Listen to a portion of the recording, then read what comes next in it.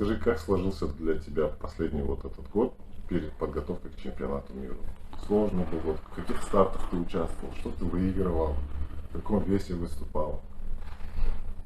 Ну, сначала у нас подготовка была к области, к чемпионату области. Там я дрался 86 килограмм. Но так как у нас в области мало соперников, вот в таком весе я занял, ну, можно сказать, без боев прошел на чемпионат Казахстана. А на чемпионат Казахстана я, получается, гонял вес на 81, переходил на 81. И А почему ты решил, вот как бы с первого пошел 86, потом решил вернуться в 81 килограмм? ну, просто, Для тебя он более комфортный или как бы ну, какие-то другие причины? да, но 81 я более лучше себя чувствую в нем. Мне легче двигаться, дышится легче. Просто тот год был неудачный был. На чемпионате мира 86 я дрался. И было тяжело. Ноги быстро забивались. Не совсем комфортный вес, да? Да. А сейчас 81. А 81 я себя лучше чувствую, более легче себя чувствую. Ну, у меня руки сильно бьют. Я в основном успеваю на руки заряжать, а потом в клинче хватаю. То есть ты любишь перебить соперника, накидать ему там Да. серию ударов, да? Да. А потом работать в клинче. Да. Мне показалось, что в этот раз в клинче у тебя очень много сил было, ты просто Ну, швырял. ну, это в первую очередь тренерам спасибо, то, что подготовили, то, что настраивали. Ну, тренер Касинов Диас помогает. Лайнцев Илья тоже помогает. С тренером в парах стоишь, прям? Да. Ничего себе.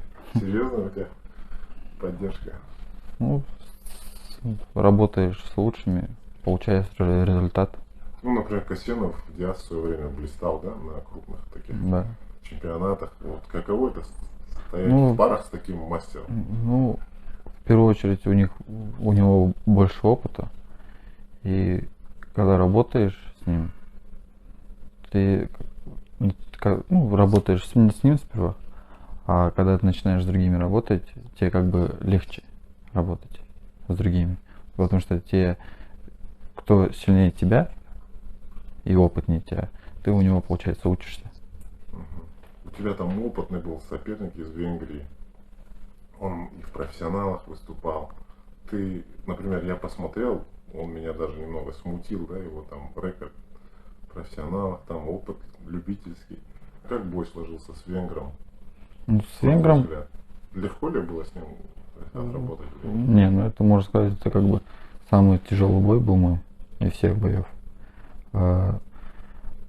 Первый раунд я забрал пачкам, а второй раунд, получается, когда только начался, я получил травму. А что за травма? Ну, я в блок, получается, в колено ударил, и нога, что у меня с ногой случилось. Ты наступать не мог? Ну, наступать не мог, и второй раунд отдал, получается. И старая травма, трещина была на ноге. И я, получается, второй раунд отдал, и у нас был равный. Ну, это тебя мотивировало прибавить темп? Ну, я, конечно, встряхнулся, и просто хотелось вырвать эту победу, стать чемпионом, выйти в финал и завоевать золото. Когда вот должны были поднять одному из вас руку? Тебе, например, или венгру могли поднять? Ты уже понимал, что ты выиграл этот бой? Или у тебя еще были какие-то сомнения? Вдруг судьи там отдадут ему по очкам? Какие ощущения были? Ну, Ты был уверен в своей победе уже тогда? ну, не на все 100% я был уверен, конечно. Потому что соперник тоже не отступал. Ну, тоже темп добавлял в последнем раунде. Ну, были сомнения, там, 50 на 50. Мне руку поднимут или своему сопернику. А когда уже подняли руку? Ну, Облегчение? конечно, радость, облегчение. Кстати, там был еще один такой интересный бой, да? который вызвал массу негодования в зале, мне кажется, судя по голосам в зале. Потом ты был тоже не согласен с этим результатом. Это вот бой как раз с узбекским бойцом, с которым ты встречался, если не ошибаюсь, на играх стран СНГ, да? Да. Ты с ним дрался же. Ты выходил, ты уже знал, что в принципе как с ним работать, что ты можешь его перебить по-физически. И как оценишь его? Набрал ли он за это время? То есть сложно ли было с ним работать? Ну, если честно, я думал, то, что я выйду и опять закончу досрочно. Как в прошлый раз. Да. Ну, я не, как говорится, нельзя недооценивать соперников, переоценивать их, недооценивать. Они, конечно, тоже подготавливались хорошо, но... Ну, в конце ты уже чувствовал, что ты победил, да? Да. Потому что я помню, что когда подняли ему руку, ты кивал, качал головой и говорил, что нет, Не, я не ну, согласен с решением, или что, о чем вы да. там говорили там? Ну, я не согласен, был не Он согласен. пытался тебя обнять, ты что-то ему сказал? Ну, сказал, не лезь, обниматься. Сказал, не дай мне. Ты сказал, я не согласен? Я не согласен А был. потом как все начало? Как закрутилось все? Потому что, например, я уже ночью узнал, что результат боя пересмотрели. После боя, получается, С мне, узбекским бойцом. да, с узбекским бойцом, мне тренера сказали придерживаться к весу. Так как они тоже недовольны решением судей, они подали на апелляцию тренера и сказали придерживаться к весу. Вечером пришли результаты и отдали мне победу. Пересмотрели бой. Пересмотрели бои, да, и мне отдали победу и сказали то, что я на следующий день буду Продолжу борьбу. продолжу полуфинальные бои. Сперва,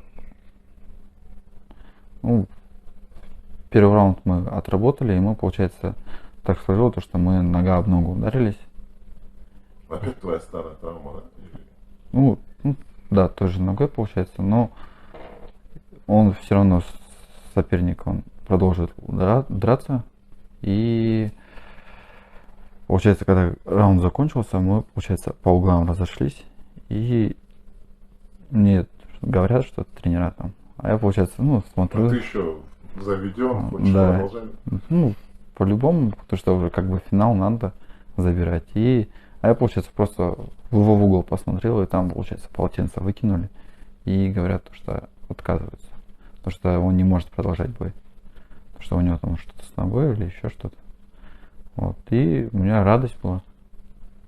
Да, ты ее не скрывал. А вот ты, как настоящий тайский боец, проявил уважение, благородство, поддержал соперника. Вы потом после боя виделись, общались? Удалось ли сфотографироваться? Может? Сфотографироваться, конечно, удалось, но не общались, я просто не понимаю их язык.